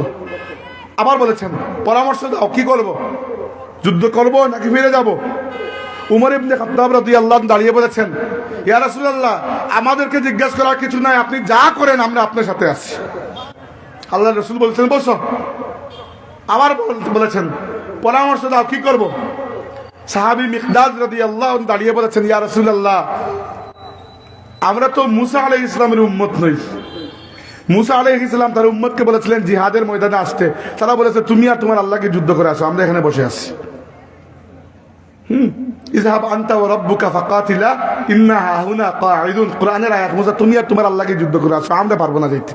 ইয়া রাসূলুল্লাহ, আমরা তো মুসার উম্মত নয়, আমরা মুহাম্মদুর রাসূলুল্লাহ সাল্লাল্লাহু আলাইহি ওয়াসাল্লামের উম্মত। আপনি যদি আমাদেরকে ফারকুল গামাত পর্যন্ত, আরব বিশ্বের শেষ মাথা পর্যন্ত নিয়ে যান, আমরা সেখানে আপনার সাথে যেতে রাজি আছি। আল্লাহ নবী বলে বসো। আবার জিজ্ঞেস করলেন 4 নাম্বার বার, কি করব বলো। সাহাবীরা বুঝতে পারলেন যে এখানে একটা বিষয় নিশ্চয়ই আছে, কারণ 3 বার আমরা বলেছি। আবার জিজ্ঞেস করার অর্থ কি? আল্লাহ নবী মাঝে মধ্যে 3 বার জিজ্ঞেস করতেন গুরুত্ব দেওয়ার জন্য। 4 নম্বর বার জিজ্ঞেস করার অর্থ কি? তখন কেউ বুঝতে পারেন নাই, একজন বুঝতে পেরেছেন। সাআদ ইবনে মুআজ রাদিয়াল্লাহু আনহু আরদাহ, তিনি মদিনার আনসারদের সরদার ছিলেন। তিনি দাঁড়িয়ে বললেন, ইয়া রাসূলুল্লাহ ইন্নাকা তানিনা বিকা। ইয়া রাসূলুল্লাহ, আপনি মনে হয় আমাদেরকে ইশারা করছেন। মানে কি? মানে এতক্ষণ আপনি প্রশ্ন করেছেন, 3 বারই প্রশ্নের জবাব দিয়েছেন মক্কার সাহাবীরা, মদিনার এরা কোনো কথা বলেনি। ইন্নাকা তানিনা বিকা ইয়া রাসূলুল্লাহ। ইয়া রাসূলুল্লাহ, সম্ভবত আপনি আমাদেরকে মদিনার সাহাবীদের কাছ থেকে উত্তর জানতে যাচ্ছেন। কারণ কি? মদিনার মানুষের সাথে আল্লাহর নবীর একটা চুক্তি ছিল, ওটাকে আকাবার শপথ বলে। ওই চুক্তিতে লেখা আছে, মানে লেখা নয়, বলা আছে যে মদিনার ভেতরে ঢুকে যদি কেউ আল্লাহর নবীকে মারতে চায়, মদিনার মানুষ সাহায্য করবে। কিন্তু বদর তো মদিনার ভেতরে নয়, বদর মদিনা থেকে 80 কিলোমিটার দূরে। ওইখানে মদিনার মানুষ যুদ্ধ করতে বাধ্য নয়। বুঝতে পেরেছেন? আল্লাহর রাসূলের মরুয়াত। তিনি যদি বলতেন আসো যুদ্ধে, কোনো ব্যক্তির কিছু করার থাকতো, কিন্তু তার বিবেক যে তারা আমাদের সাথে মদিনার ভেতরে সাহায্য করতে ওয়াদাবদ্ধ, কিন্তু বাইরে তো ওয়াদাবদ্ধ নয়, এই জন্য জিজ্ঞেস করেছেন। তখন সাআদ ইবনে মুআজ বলেন, ইয়া রাসূলুল্লাহ, কোন সময় আপনার সাথে কি চুক্তি আমরা করেছিলাম ভুলে যান ওইগুলা। ইন্না আমান্না বিকা ওয়া সাদ্দাকনাকা ইয়া রাসূলুল্লাহ। ইয়া রাসূলুল্লাহ, আমরা আপনার উপর ঈমান এনেছি, আপনাকে আল্লাহর নবী বলে বিশ্বাস করেছি। কোন সময় কি বলেছিলাম ভুলে যান। আপনার সাথে আমরা এমন ভাবে থাকবো যে মদিনার আনসারদের মাধ্যমে আল্লাহ আপনার কলিজাকে ঠান্ডা করে দেবেন। সুবহানাল্লাহ। দেখেন আল্লাহর রাসূলের ব্যবস্থাপনা, পরামর্শের মাধ্যমে যে কোনো কাজ করা। এরপরে সাহাবীরা এক জায়গায় গিয়ে তাবু গাড়লেন। এক সাহাবী আল হুবাব ইবনুল মুনজির রাদিয়াল্লাহু আনহু এসে বললেন, ইয়া রাসূলুল্লাহ, এইখানে যে আপনি তাবু গাড়ছেন, ওটা আল্লাহ কি আপনাকে বলে দিয়েছেন নাকি নিজের ইচ্ছা? রাসূলুল্লাহ সাল্লাল্লাহু আলাইহি ওয়াসাল্লাম বললেন, না, আমার নিজের ইচ্ছেই করছি। তখন সাহাবী বললেন, ইয়া রাসূলুল্লাহ, তাইলে আমি কিছু কথা বলতে চাই। আল্লাহ যদি ওহীর মাধ্যমে বলে তাহলে তো কোনো কথা নাই, কিন্তু যদি জাস্ট আপনি এমনিতেই তাবু গেড়েছেন এখানে, তাইলে আমার একটা কথা আছে ইয়া রাসূলুল্লাহ, আমরা একটু এগিয়ে গিয়ে তাবু গাড়লে যুদ্ধের হিসাব মতে ভালো হবে। কারণ সামনে কয়েকটা কূপ আছে, পানির কূপ। আমরা যদি ওইগুলোকে পার করে যাই, ওই কূপগুলো আমাদের পেছনে, অর্থাৎ শত্রুর নাগালের বাইরে আমাদের আন্ডারে থাকবে। আল্লাহ নবী সাল্লাল্লাহু আলাইহি ওয়াসাল্লাম বললেন, তাহলে অনেক ভালো বুদ্ধি তো। বলে, এই আমার সাহাবীরা, হুবাব ইবনুল মুনজির অনেক ভালো বুদ্ধি দিচ্ছে, চলো একটু এগিয়ে যাই। একটু এগিয়ে গিয়ে তাবু গাড়লেন। তো ওই রাতে আল্লাহ তাবারাকা ওয়া তাআলা, সাহাবীরাও ক্লান্ত, অনেক দূর থেকে এসেছেন, হালকা এক পশলা বৃষ্টি হলো। ওই বৃষ্টির মাধ্যমে এই মরুভূমিতে তো বালু মাটি, মাটিটা একটু জায়গা মতো বসে গেল, আর ঠান্ডা বাতাস বইল। সাহাবীরা একে তো ক্লান্ত, তার মধ্যে মরুভূমির গরম, হালকা ঠান্ডা বাতাসের কারণে সাহাবীরা খুব আরামের মধ্যে ঘুমিয়ে রাত পার করলেন। শুধু ঘুমালেন না, রাহমাতুল লিল আলামিন সাল্লাল্লাহু আলাইহি ওয়াসাল্লাম সারা রাত আমাদের নবী সাল্লাল্লাহু আলাইহি ওয়াসাল্লাম আল্লাহর কাছে হাত উঠিয়ে এরকম দোয়া করলেন, আল্লাহ, তুমি আমার সাথে ওয়াদা করেছো আমাদেরকে বিজয় দান করবে, তুমি তোমার ওয়াদা রক্ষা করো। সকালে ঘুম থেকে উঠে সাহাবীরা দেখেন দোয়া করার সময় হাত উপরে তুলতে তুলতে আল্লাহর রাসূল এমনভাবে উপরে হাত তুলেছেন যে শরীর থেকে জামা মুবারক খুলে পড়ে গেছে। সুবহানাল্লাহ। একজন সাহাবীর সাহস হয় নাই গিয়ে বলবেন না, কারণ আল্লাহর রাসূলকে এইরকম অবস্থায় কেউ কখনো দেখেন নাই। একমাত্র আবু বকর সিদ্দিক রাদিয়াল্লাহু আনহু পেছন থেকে আল্লাহর নবীকে জামাটি পরিয়ে দিয়ে জড়িয়ে ধরে বললেন, হাসবুকা ইয়া রাসূলুল্লাহ, হাসবুক ইয়া রাসূলুল্লাহ, বাস আর লাগবে না, আমি নিশ্চয়তা দিচ্ছি আল্লাহ আপনার দোয়া কবুল করে ফেলেছেন। সুবহানাল্লাহ। আপনাকে এই অবস্থায় এত কষ্টের মধ্যে আমরা দেখা সম্ভব নয়। আল্লাহ নবী সাল্লাল্লাহু আলাইহি ওয়াসাল্লাম আল্লাহর কাছে আবার দোয়া করলেন, আল্লাহুম্মা ইন তুহলিক হাযিহিল আসাবাতিল ইয়াউম লান তু'বাদ ফিল আরদি আবাদা। আল্লাহ, এই যে কয়েকটা মানুষ 313 জন আমার এত বছরের মেহনতের ফসল, এরা এক একজন আল্লাহর নবীর ঘামের ফোঁটা, ও এত বছরের মেহনতের ফলে এই মাত্র কয়েকজন। আল্লাহ, আজকে যদি এরা ধ্বংস হয়ে যায়, দুনিয়াতে তোমার ইবাদত করার মতো কোনো মানুষ বাকি থাকবে না। এই বলে আল্লাহ নবী সাল্লাল্লাহু আলাইহি ওয়াসাল্লাম বলেছেন, সাথে সাথে সংবাদ দিলেন, আবু বকর শুনে যাও, আমি নিজের চোখে দেখলাম জিবরাইল আলাইহিস সালাম 3000 ফেরেশতা নিয়ে নাযিল হয়েছে। সুবহানাল্লাহ। 3000 ফেরেশতা নিয়ে। আর আল্লাহ বলেছেন আরো 5000 স্ট্যান্ড বাই আছে। 3000 কি জন্য? এক জিবরাইলই তো যথেষ্ট, তাই না? এক জিবরাইল তো যথেষ্ট। 3000 এজন্য যে সাহাবীদের চাইতে কাফিরদের সংখ্যা ছিল 3 গুণ বেশি। এই পাশে 313, ওই পাশে 1000, প্রায় 3 গুণ বেশি। আল্লাহ মুমিনদের মনের মধ্যে সান্ত্বনা দেওয়ার জন্য ফেরেশতাদের সংখ্যা কাফিরদের 3 গুণ বানিয়ে দিয়েছেন। এরা 1000, এখন হয়ে গেছে ওদিকে 3000। জিবরাইল আলাইহিস সালাম হলুদ পাগড়ি পরে এসেছিলেন বদর যুদ্ধে। যে পাহাড়ের মধ্যে ফেরেশতারা নাযিল হয়েছেন, এখন ওই পাহাড়টা আছে। আমার পাহাড়ে চলার সৌভাগ্য হয়েছে। নুজুলুল মালাইকা বলে ফেরেশতাদের নাযিল হওয়ার পরে বদর যুদ্ধের ঠিক বদরের প্রান্তরের ঠিক পাশেই ওইখানে একটা মসজিদ আছে, মসজিদে আরিশ, ওইখানে আল্লাহর রাসূল নামাজ পড়েছিলেন। তো ফেরেশতারা নাযিল হওয়ার পরে আল্লাহর নবী সাল্লাল্লাহু আলাইহি ওয়াসাল্লামের কাছে জিবরাইল এসে বলেছেন, ইয়া রাসূলুল্লাহ, কতক্ষণের জন্য এক মুষ্টি বালু হাতে নিন, নিয়ে ওদের দিকে নিক্ষেপ করুন। এরা অনেক দূরে, কিন্তু এতদূর পর্যন্ত বালি যাবেও না। আল্লাহ রাসূল সাল্লাল্লাহু আলাইহি ওয়াসাল্লাম এক মুষ্টি বালু হাতে নিয়ে বলেছেন, শাহাতিল উজুহ, তোমাদের মুখ কালো হয়ে যাক, মানে মুখ ধ্বংস হোক, তোমরা ধ্বংস, এই বলে নিক্ষেপ করেছেন। আল্লাহ পাক তার নবীর মুআজিজা দেখিয়েছেন, প্রত্যেকটা সামনের লাইনের কাফিরের চোখের মধ্যে বালি ঢুকে গেছে। সুবহানাল্লাহ। এটা কি? এটা টাইম পাওয়া, টাইম তো পাইতে হবে, কারণ সাহাবীদেরকে সারিবদ্ধভাবে দাঁড় করানো, প্রথমে কে তীরন্দাজ বাহিনী যারা তীর মারবে, এরপরে আস্তে আস্তে পরের এরকম। এই সব কিছু করার পরে আল্লাহ তাবারাকা ওয়া তাআলা বিজয় দান করেছেন। ইন্না ফাতাহনা বদর যুদ্ধে আল্লাহ বলেছেন, ওয়ালাকাদ নাসারাকুমুল্লাহু বিবাদরিন ওয়া আনতুম আযিল্লা ফাত্তাকুল্লাহা লাআল্লাকুম তাশকুরুন। এবার আমাকে বলুন, আপনি যতটুকু আপনার নবীকে চিনেন, যতটুকু আপনি আপনার নবীকে চিনেন, আপনার কি মনে হয় আপনার নবী, আমার নবী, সাইয়্যিদুল মুরসালিন, ইমামুল আম্বিয়া, তাজদার কাউনাইন মুহাম্মদুর রাসূলুল্লাহ সাল্লাল্লাহু আলাইহি ওয়াসাল্লাম কি আল্লাহর এরকম প্রিয় বান্দা ছিলেন না, যে তিনি মদিনায় বসে যদি দোয়া করতেন, আল্লাহ আবু জাহিলের বাহিনীকে তুমি পাথর মেরে উড়িয়ে দাও, আল্লাহ কি দোয়া কবুল করতেন না? করতেন। আপনার নবীর এরকম পাওয়ার আছে, আপনি তো স্বীকার করেন, কেন করেন নাই? কেন বদরের মাঠে গিয়েছেন? কেন সারা রাত দোয়া করেছেন? কেন সাহাবীদেরকে সারিবদ্ধ করে দাঁড় করিয়েছেন? কেন এত কাহিনী? কারণ আপনার জন্য তিনি শিক্ষা রেখে গেছেন, যে সব সময় খালি আল্লাহ করে দাও করে দাও করে দাও, এটা নয়। তুমি 2 পা আল্লাহর দিকে এগিয়ে যাও, আল্লাহর সাহায্য তোমার দিকে 4 পা এগিয়ে আসবে। আর প্রথমে পদক্ষেপটা কাকে নিতে হবে? তোমাকে। বান্দা প্রথমে পদক্ষেপ নেয়, এরপরে আল্লাহ রাব্বুল আলামিন আল্লাহ রাব্বুল আলামিন পরিকল্পনা গ্রহণ করেন। আল্লাহ বলেছেন, ফাযকুরুনি আযকুরকুম, তোমরা আমাকে স্মরণ করো, আমিও তোমাদেরকে স্মরণ করব। হ্যাঁ, তোমরা আমাকে যদি স্মরণ করো একবার, তাহলে এর চেয়ে বহুগুণ বড়, বহুগুণ বেহতর মজলিসের মধ্যে আমি আল্লাহ তোমাদেরকে স্মরণ করব। আল্লাহ নবী কি বলেছেন?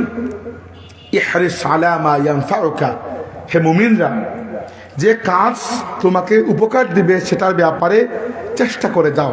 চেষ্টা না করে খামোখা সাহায্য আমরা মনে করি আল্লাহর উপর তাওয়াক্কুল করা মানে এরকম মনে হয় হাত গুটিয়ে বসে থাকা। আপনি একবার চিন্তা করে দেখুন, আপনি যাচ্ছেন এখান থেকে গাড়ি নিয়ে সিলেট, প্রচন্ড রোদের মধ্যে, দুপুরে গরম, গাড়ির টায়ার হয়ে গেছে পাংচার, আপনি গাড়ির মধ্যে জানালা তুলে এসি দিয়ে আরামে বসে আছেন, আর পাশ দিয়ে একজন মানুষ যাচ্ছে, আপনি তাকে বলবেন, ওই সাইকেল গাড়ির টায়ারটা ঠিক করে দাও তো, দেবে? থাপ্পড় 2টা দিয়ে এখান থেকে বিদায় করবে।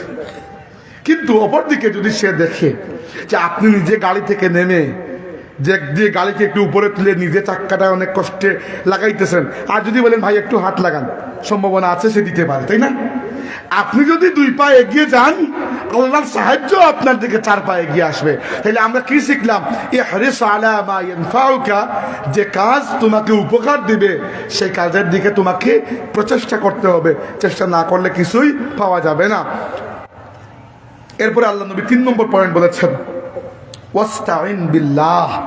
আমি অলরেডি বলে ফেলেছি এটা, ওয়াস্তাইন বিল্লাহ। 3 নম্বর পয়েন্ট হচ্ছে আল্লাহর কাছে সাহায্য চাইবে। এখানে একটা কথা বলার আছে, আমি যদি 1 পা এগিয়ে যাই আল্লাহর সাহায্য 2 পা এগিয়ে আসবে, এটা নিশ্চিত, আল্লাহ নবী বলেছেন। কিন্তু আমার কাজের উপর আমার আস্থা নয়, আমার কাজের উপর আমার ভরসা নয়, আমার ভরসা আল্লাহর সাহায্যের উপরে। এইটা ইমানের দাবি।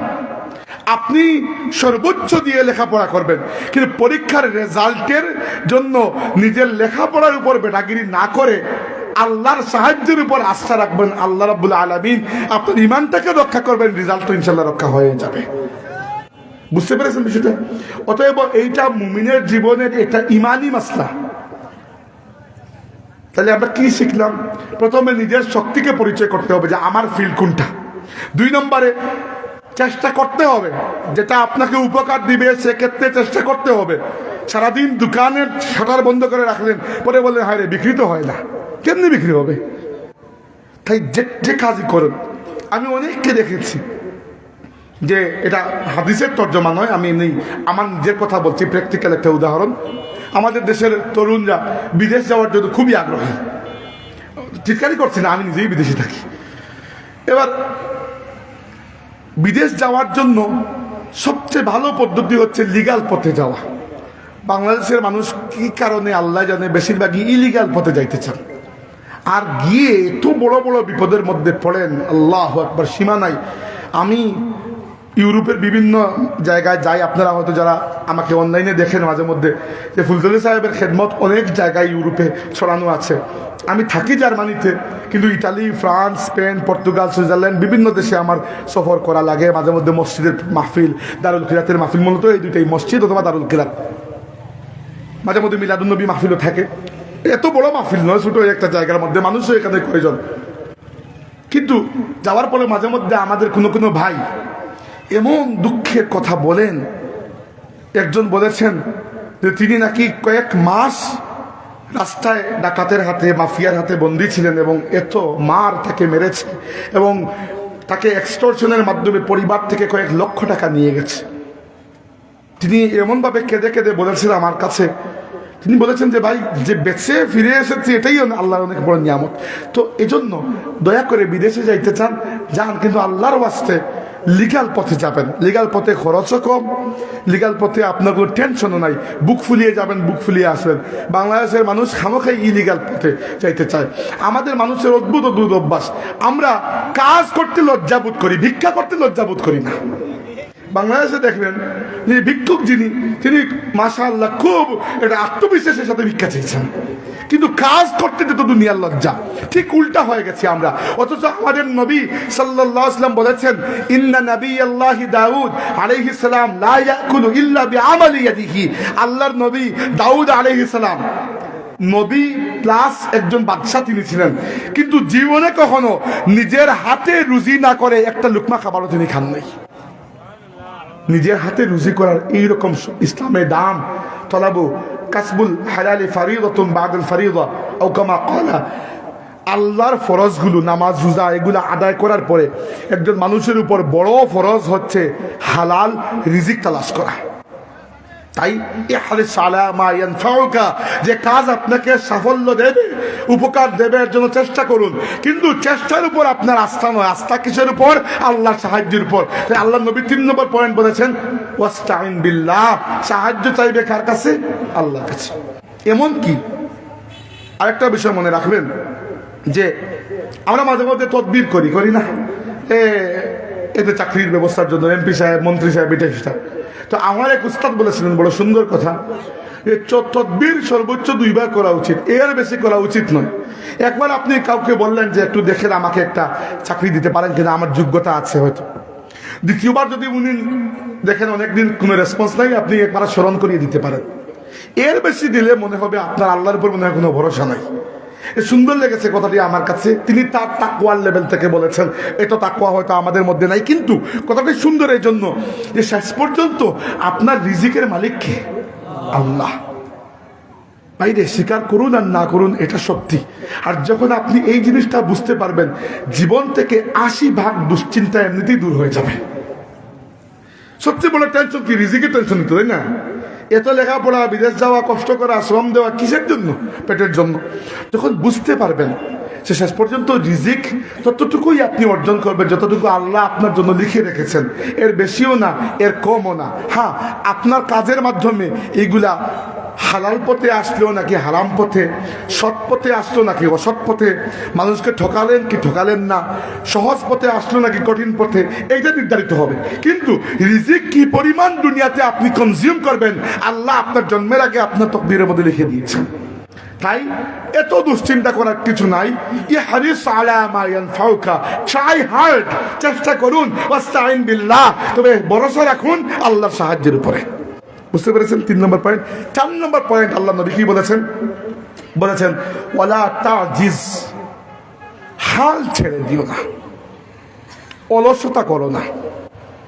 অভ্যাস অনেক মানুষের এত খারাপ, 2 দিন পরে পরে টার্গেট খালি চেঞ্জ, এইদিকে টার্গেট চেঞ্জ, ওইদিকে গেলে টার্গেট চেঞ্জ। এবার আপনি যদি এখনো পর্যন্ত ঠিক করতে পারলেন না যে মেম্বার হব নাকি চেয়ারম্যান হব নাকি এমপি হব, কোনটা হবেন? টার্গেট তো ঠিক করা দরকার, তাই না? আমি চাকরি করব নাকি ব্যবসা করব নাকি কি করব? আমি লেখাপড়া করব নাকি বিদেশে যাব নাকি কি করব? এই জন্য জীবনের প্রত্যেকটা ক্ষেত্রে টার্গেট সেট করুন। তরুণদেরকে বলছি, টার্গেট সেট করতে হবে। হালাল টার্গেট, অবশ্যই হারাম তো করলে আল্লাহ সাহায্য পাবেন না, এটা তো বলার কোনো দরকারই নেই। কিন্তু হালাল টার্গেটের ক্ষেত্রে মনে রাখবেন, হাল ছেড়ে দেবেন না। আল্লাহ আপনাকে দিনই অথবা দুনিয়াবি মুমিন যদি হয়ে থাকেন, তাহলে আল্লাহ অবশ্যই আপনাকে পরীক্ষা করে দেখবেন আপনার ইমান, সবর, তাওয়াক্কুল ঠিক আছে কিনা। এবার একটা পরীক্ষা আসলো, আপনি ছেড়ে দিলেন, ওইদিকে গেলেন, আর একটা পরীক্ষা আসলো, ছেড়ে দিলেন। এইভাবে করে জীবনে সফল হতে পারবেন? পারবেন না।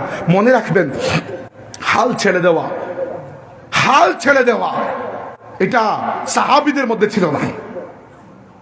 সাহাবীদের মধ্যে হাল ছেড়ে দেওয়া ছিল না। একটা ঘটনা বলি, উহুদের যুদ্ধের পরে সবচেয়ে বেশি মুসলমানদের লস হয়েছে উহুদের যুদ্ধে।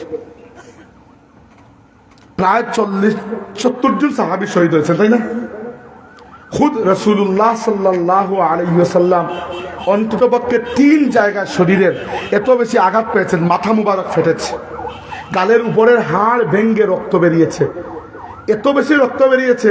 ফাতিমা রাদিয়াল্লাহু আনহা কাপড় জ্বালিয়ে ছাই করে এইখানে লাগিয়ে দিয়েছেন, এরপরে রক্ত বন্ধ হয়েছে।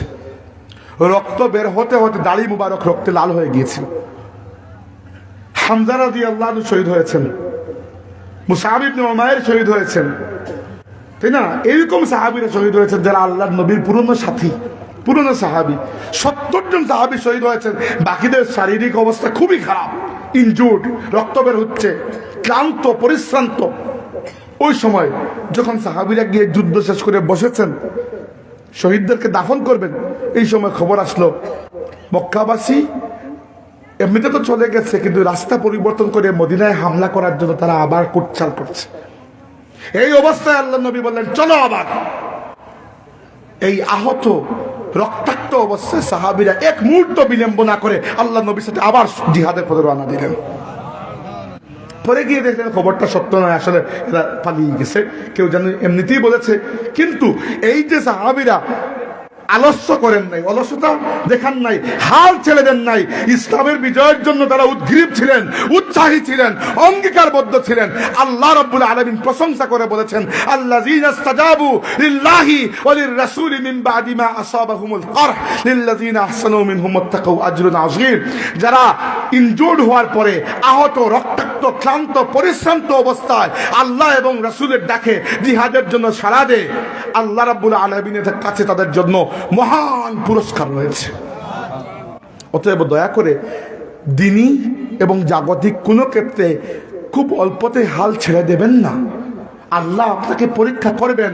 ওয়ালা নাবলুওয়ান্নাকুম বিশাইইম মিনাল খাউফি ওয়াল জু'i ওয়া নাকসিম মিনাল আমওয়ালি ওয়াল আনফুসি ওয়াস সামারাত। আল্লাহ বলেছেন আমি অবশ্যই তোমাদেরকে 5টা বিষয় দিয়ে পরীক্ষা করব। প্রথমে ভয় দিয়ে পরীক্ষা করব। জীবনে এমন মুহূর্ত আসবে আপনি ভয় পেয়ে যাবেন, ওই সময় আল্লাহর উপর থেকে ভরসা সরাবেন না। এমন মুহূর্ত আসবে আল্লাহ পরীক্ষা করবেন পেটের ক্ষুধা দিয়ে, টাকা পয়সার টান পড়বে, আল্লাহর উপর থেকে ভরসা নড়াবেন না। এরপরে আপনার সম্পদের ক্ষতি দিয়ে আল্লাহ আপনাকে পরীক্ষা করবেন। হয়তো দোকানে চুরি বা আগুন লেগে যেতে পারে, আল্লাহ মাফ করুক। এরপরে আপনার আত্মীয় স্বজনকে, বিশেষ করে মা বাবা সন্তান এরকম নিকট আত্মীয়দেরকে মৃত্যু দেওয়ার মাধ্যমে, এদের লস, এদের জীবনের হানির মাধ্যমে আল্লাহ আপনাকে পরীক্ষা করবেন যে আপনি সবর করতে পারেন কিনা। আর 4 নম্বর ফসলের লস। ফসলের লস বলতে একটা অর্থ হতে পারে যে আপনি ফসল ফলিয়েছেন কিছুই হয় নাই, অথবা হতে পারে আরেকটা অর্থ যে আপনি অনেক চেষ্টা চরিত্র করেছেন কিছু করার জন্য, সেটা হয় নাই। এটাও তো এটা ফসলের লস, তাই না? চেষ্টা করেছেন ভালো রেজাল্ট করতে, রেজাল্ট হয় নাই। তো এই 5টা দিয়ে আল্লাহ আপনাকে অবশ্যই পরীক্ষা করবেন। আর এই সময় যারা হাল ছাড়বে না, বরং তাওয়াক্কুল করবে আল্লাহর উপরে, সবর করবে, যে তারা বলবে কুল্লান ইউসিবানা ইল্লা মা কাতাবাল্লাহু লানা। আল্লাহ বলেছেন হে নবী বলে দিন যত মুসিবত আসে সবই আল্লাহর পক্ষ থেকে আগে থেকে লিখা, অন্য কিছু আসবে না। অতএব যারা সবর করবে, আল্লাহ বলেছেন ওয়াবাশশিরিস সাবিরিন, সবরকারী ধৈর্য ধারণকারীদের জন্য সুসংবাদ। আল্লাযীনা ইযা আসাবাতহুম মুসিবাতুন ক্বালু ইন্না লিল্লাহি ওয়া ইন্না ইলাইহি রাজিউন। যাদের উপর মুসিবত আসলে তারা হাহাকার করে না, সবর হারায় না, আল্লাহর উপর বদ ধারণা করে না, বরং তারা বলে ইন্না লিল্লাহি ওয়া ইন্না ইলাইহি রাজিউন। তাহলে জীবনের কোনো ক্ষেত্রে হাল ছেড়ে দেওয়া যাবে না। যদি আপনি শক্ত হাতে কিছু ধরে রাখেন ভাই, এক সময় হাসিল হবেই হবে। আল্লাহ রাব্বুল আলামিন কোনো পরিশ্রমকারীর পরিশ্রমকে বৃথা দেন না। এমনকি এটা শুধু দুনিয়াবি ক্ষেত্রে নয়, দিনী ক্ষেত্রেও আল্লাহ বলেছেন যে ওমান ইয়ামাল মিনাস সালিহাতি ফামান ইয়ামাল মিনাস সালিহাতি মিন যাকারিন ওয়া উনসা ওয়া হুয়া মুমিনুন ফালা কুফরানা লিসাইহি। আল্লাহ বলেছেন কোন মুমিন, পুরুষ হোক বা নারী হোক, কোনো ভালো কাজ যদি করে আর সে যদি মুমিন হয়ে থাকে, তার কোন একটা কাজকেও আল্লাহ বিফলে বৃথা যেতে দেবেন না। দুনিয়াতে না হোক, কিয়ামতের ময়দানে আল্লাহ তাকে এই পুরস্কারটা দিয়ে দেবেন। তাহলে হাল ছাড়া যাবে না। লাস্ট পয়েন্ট বলে বক্তৃতা শেষ করব, আর 5 মিনিট। লাস্টের পয়েন্টটা হচ্ছে وَإِنْ أَصَابَكَ شَيْءٌ فَلَا تَقُلْ لَوْ أَنِّي فَعَلْتُ كَذَا وَكَذَا وَلَكِنْ قُلْ قَدَّرَ اللَّهُ مَا شَاءَ فَعَلَ فَإِنَّ لَوْ تَفْتَحُ عَمَلَ الشَّيْطَانِ। এটা 5 নম্বর পয়েন্ট। 5 নম্বর পয়েন্ট হচ্ছে আপনি নিজের শক্তিকেও পরিচয় করলেন, চেষ্টাও করলেন, আল্লাহর কাছে সাহায্য চাইলেন, অলসতা করলেন না, হাল ছেড়ে দিলেন না, তবুও রেজাল্ট আসলো না। এটা তো হইতে তো পারে, তাই না? অনেক ভালো লেখাপড়া করেছেন, ভালো পরীক্ষা দিয়েছেন, পরীক্ষা করে হয়তো মাথা খারাপ ছিল, বা ওই রাতে হয়তো বউয়ের সাথে ঝগড়া লেগেছিল, তার রাগ বেরিয়ে গেছে আপনার খাতার উপর দিয়ে, হইতে তো পারে।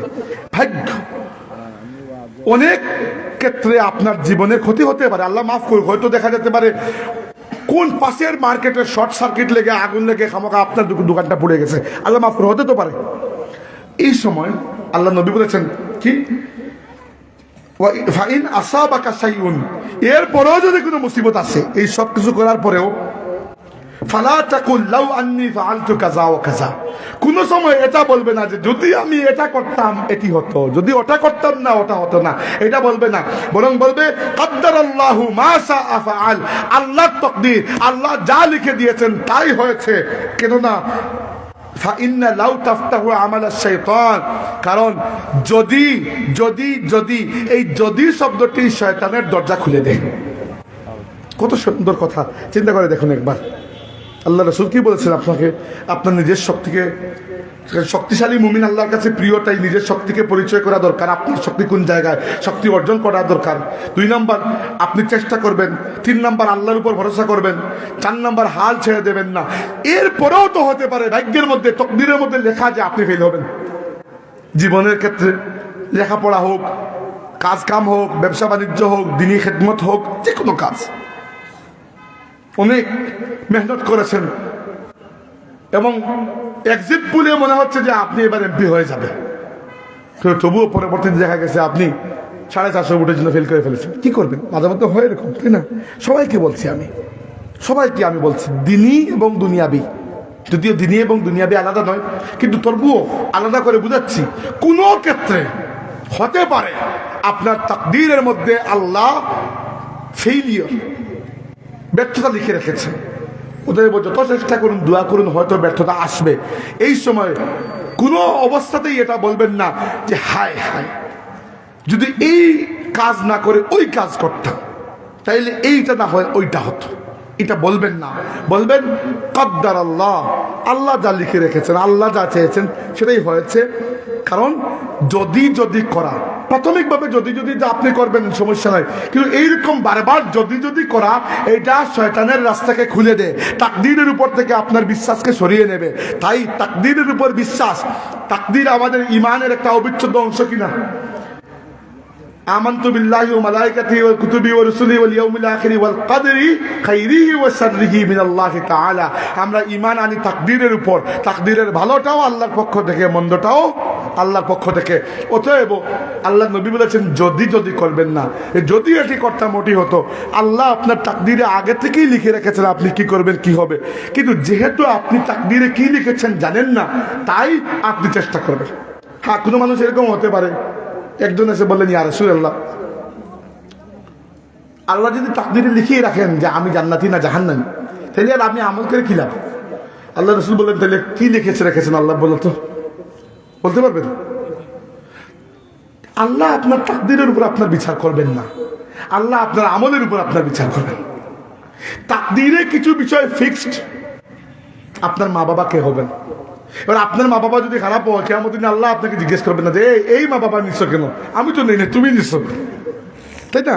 কোন জায়গায় জন্ম, কখন মৃত্যু, কতটুকু রিজিক হাসিল করবেন, কোনো ওলামা কেরাম বলেছেন এমনকি বিবাহের বিষয়টাও আল্লাহ তাকদীরে লিখে রেখেছেন, এবং এগুলো পরিবর্তন হয় না। কিন্তু বাকি অনেক কিছু পরিবর্তন হয় দুয়ার মাধ্যমে, চেষ্টার মাধ্যমে। আল্লাহ হয়তো এভাবে লিখে রেখেছেন যে আমার বান্দা চেষ্টা করলে আমি তাকে দেবো, আপনি চেষ্টাই করেন নাই, খামোখা তাকদীরের উপর দোষ দিয়ে বসে আছেন। তাকদীরকে ভুল বুঝার কারণে ইসলামে দুইটা গুমরাহ পথভ্রষ্ট দল বের হয়েছে। এক দল তাকদীরকে অস্বীকার করত, সম্পূর্ণ তাকদীরকে অস্বীকার করত, এদের নাম ছিল কাদরিয়া। এরা এখন আর নাই, এখন দুনিয়া থেকে চলে গেছে। আরেক দল শুধু তাকদীরের উপর ভরসা করেই বসে থাকতো এবং বলতো আমাদের কোনো দোষ নাই, আমরা গুনাহ করলেও গুনাহটা আল্লাহর, নাউজুবিল্লাহ। এদের নাম ছিল জাবরিয়া। এরা বলতো মানুষ হচ্ছে কাঠের পুতুল। আহলে সুন্নাত ওয়াল জামাতের আকীদা হচ্ছে এর কোনোটাই না। আহলে সুন্নাত ওয়াল জামাতের আকীদা হচ্ছে এ তাকদীরে আল্লাহ কি লিখে রেখেছেন তুমি কি জানো? না। কিন্তু আল্লাহ তো তোমাকে জান্নাতের ওপেন ইনভাইটেশন দিয়েছেন যে ঈমান আনো, নেক কাজ করে জান্নাতে আসবে। তো এখানে তোমার তাকদীর নিয়ে লাফালাফি করার আর কসলাকসলি করার দরকার কি? ঈমান আনো তাকদীরের উপর, কিন্তু এই ভরসায় বসে থেকো না যে আল্লাহ যা লিখে রেখেছেন জান্নাতে কি জানো যাবো, আমি আর খামোখা নামাজ পড়ে এই মেহনত করে কি হবে? কিয়ামতের দিন এইটা বলে আল্লাহর কাছে বাঁচতে পারবেন না। অতএব তাকদীরের উপর বিশ্বাস করবেন যখন আপনার কিছু করার থাকবে না। এর আগ পর্যন্ত আল্লাহর নবীর সুন্নত হচ্ছে আপনি চেষ্টা করবেন। আল্লাহ চেষ্টাকে সফলতায় পর্যবেসিত করার ওয়াদা দান করেছেন। কোন কাফিরও যদি খুব মেধার সাথে, বুদ্ধির সাথে, শ্রমের সাথে ব্যবসা বাণিজ্য করে, আল্লাহকে তাকে ফেল করে দেবেন না, এটা আল্লাহর আইন নয়। হ্যাঁ, ঈমান কুফরের বিচার হবে আখিরাতে। দুনিয়াকে আল্লাহ একটা জিনিসের সাথে বেঁধে দিয়েছে, সেটা হচ্ছে চেষ্টা। দুনিয়াতে চেষ্টা ছাড়া কোনো বিকল্প নাই। যত বড় মুত্তাকি হন না কেন, আপনি যদি হাত পা না মারেন, রিজিক আপনার কাছে আসবে না। হ্যাঁ, মাঝে মধ্যে মুজিজা হয়ে যায়। হযরত মরিয়মের কাছে আল্লাহর পক্ষ থেকে রিজিক এসেছিল। আপনি তো আর হযরত মরিয়ম নয় যে বিসমিল্লাহ বলে আমিও আগুনের মধ্যে লাফ দিব, দেখি ইব্রাহিমের মতো আমি বেঁচে যাই কিনা। পারবেন না, কারণ এইগুলা আল্লাহ যখন ইচ্ছা তখন ঘটান। বাকি দুনিয়াকে আল্লাহ একটা নিয়মের মধ্যে বেঁধে রেখেছেন। যতই বিসমিল্লাহ বলে বিছানা থেকে লাফ দিন, আপনি বাঁচবেন না, মারাই যাবেন। আল্লাহর আইন হচ্ছে উপর থেকে আপনি বললে মরবেন। আপনি খামোখা আল্লাহকে চ্যালেঞ্জ করতে গেছেন কেন? তাই তাকদীরের উপর বিশ্বাস থাকবে, পাকাপোক্তভাবে থাকবে, এটা ঈমানের অবিচ্ছেদ্য অংশ। কিন্তু এর জন্য আপনার চেষ্টাটা যেন ক্ষতিগ্রস্ত না হয়। আবার চেষ্টার পরে যদি রেজাল্ট না পান, আপনি হাহাকার করে আর হায় রে তুমি এটা না করলে আমার এটা হতো না, এই টাইপের কথাবার্তা না বলে বরং বলবেন আল্লাহ যা চেয়েছেন আমি চেষ্টা করেছি ভাই, আল্লাহ চেয়েছেন পাই নাই, আল্লাহ চাইলে পাবো। আল্লাহ আমাদেরকে এই 5টা পয়েন্টের উপর ভালো করে বুঝার এবং আমল করার তৌফিক দান আমরা বলি আমিন। ও আখিরু দাওয়ানা আনিল হামদুলিল্লাহি রাব্বিল আলামিন। আমরা সংক্ষিপ্ত একটু দোয়া করে বিদায় নিব, আপনাদের মাহফিল চলবে। কারণ আমার কথা ছিল 9টার সময় চলে যাবো, 9:30টার সময় মৌলভীবাজারে, জানি না 10টার মধ্যেও যেতে পারবো কিনা। আপনারা সংক্ষিপ্ত একটু দোয়া করে আমি বিদায় নেব। দুরূদ শরীফ পড়ুন, সাল্লাল্লাহু আলা সাইয়্যিদিনা ওয়া মাওলানা মুহাম্মদ সাল্লাল্লাহু আলা سيدنا ومولانا محمد وعلى آله وأصحابه وسلم اللهم آمين. الحمد لله رب العالمين والصلاة والسلام على سيد المرسلين وعلى آله وأصحابه أجمعين. ربنا تقبل منا إنك أنت السميع العليم وتب علينا يا مولانا إنك أنت التواب الرحيم. আল্লাহ আমরা এই মাহফিলটা তুমি কবুল করো মৌলা, এর ওসিলায় আমরা মাফ করে দাও, আমরা জিন্দা মুর্দা মা বাবারে মাফ করে দাও, তোমার হাবিবর তামাম উম্মতে মরহুমা মুমিন মুমিনাতে তুমি মাফ করে দাও। আল্লাহ এতগুলো মানুষ তোমার দিনের কথা শোনার লাগে আইছে। আল্লাহ আজকের এই মাহফিল থেকে আমার কোনো বাইরে হাত তুমি খালি ফিরিয়া দিও না। যে মনের ভিতরে যে আশা লইয়া আইছে আল্লাহ নেক বানাই দাও আর পূর্ণ করে দাও। আল্লাহ আমরা বেমারি হলে শিফা দান করো মৌলা। আল্লাহ মুশকিলের মাঝে বহুত মানুষ আছেন, আল্লাহ তুমি মুশকিলটা আসান করে দাও। আল্লাহ তুমি যদি সাহায্য না করো আমরা জিন্দগি বরবাদ মৌলা। তোমার বান্দা আপনারে পেরেশানি থেকে উদ্ধার করো, মুসিবত যাদা আপনারে মুসিবত থেকে বাঁচাও, বেরোজগারি আপনার লাগে হালাল রুজির দরজা খুলি দাও, বেমারি আপনারে শিফা দান করো, অভাবী আপনার অভাবরে দূর করে দাও। আমরা যুবক হলোর জীবনটা উজালা করে দাও মৌলা। আমরা মুরব্বী হলোর জানে আরাম দাও, শরীর স্বাস্থ্য বালা করে দাও, যতদিন হায়াত দাও তোমার গোলামি করার তৌফিক দাও। আল্লাহ দুনিয়াতেও আমরা বেইজ্জত বেহুরমত করিও না, হাসরের ময়দানও শর্মিন্দা করিও না। মাবুদ দুনিয়া থেকে বিদায় দেওয়ার সময় আমরা ইমান ও আফিয়তের সাথে বিদায় দিও। আল্লাহ ফুলতলি সাহেব রহমতুল্লাহ আলাইহি সহ এই জমিন ও তোমার যত বান্দা দিনের খেদমত করি দুনিয়া থেকে বিদায় নিছেন কি তাম আমার খেদমতকে কবুল ফরমা মৌলা। আল্লাহ আমরা এই সকল খেদমতের উত্তরাধিকার নসিব করো মৌলা। হাসরের ময়দানও আমরা তোমার হাবিবর শাফাআত থেকে বঞ্চিত করিও না। আল্লাহ এই মুহূর্তে যার দিলের ভিতরে যে নেক আশা আইতে আছে আল্লাহ তুমি কবুল করো। বিফদলি সুবহান রাব্বিকা রাব্বিল ইজ্জাতি আম্মা ইয়াসিফুন ওয়া সালামুন আলাল মুরসালিন ওয়া আলহামদুলিল্লাহি রাব্বিল আলামিন। আমিন। আসসালামু আলাইকুম। সম্মানিত উপস্থিতি, আমরা অসংখ্য মোবারকবাদ জানাচ্ছি আমাদের মোহতারাম বিশেষ অতিথিকে। আমাদের মাঝে এসে উপস্থিত হয়েছেন সমষ্টি বয়সী বক্তা হযরত মাওলানা মুফতি মনজুর হোসেন খন্দকার, ঢাকা।